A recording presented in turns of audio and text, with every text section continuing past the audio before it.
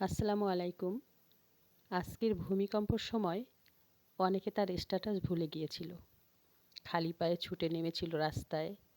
অথচ এই মানুষটাই ঘরের মধ্যে জুতা ছাড়া চলতে পারত না। কেউ কেউ বিনা মেকআপে আউলা ঝাউলা চুলে যেন তেন কাপড়ে নেমে গিয়েছিল রাস্তায়। অথচ ওনারা স্ট্যাটাস ছাড়া চলেনই না।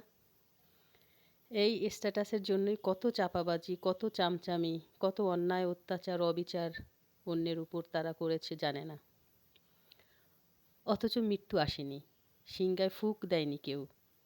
আল্লাহ পুরা ভূমিকে উলটপালট করেননি, কেবল সামান্য একটু ঝাঁকুনি।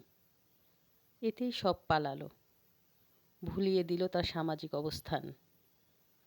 এই মানুষটাই হয়তো আবার গালে ব্লাসন দিতে দিতে স্ট্যাটাস দিবে, ফিলিং এক্সাইটেড। জানো, সে কি তীব্র ঝাঁকুনি! জীবনেও এমন ঝাঁকি খাই নাই। ফিলিং ফেয়ার, বাপরে বাপ, যে ভয় পাইছিলাম! আর একটু হলে তো মরেই গেলাম। ফিলিং হোপফুল, কালকে কনসার্টটা বাতিল হলো না। এই তো জীবন। যতক্ষণ না মৃত্যু আসে আমরা এতটাই অকৃতজ্ঞ থাকব। যখনই বিপদ দূর হবে আমরা ভুলে যাব আমাদের স্রষ্টাকে।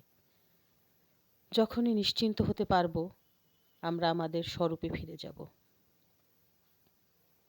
হে মানুষ, কিসে তোমাকে তোমার মহান রব সম্পর্কে ধোঁকা দিয়েছে?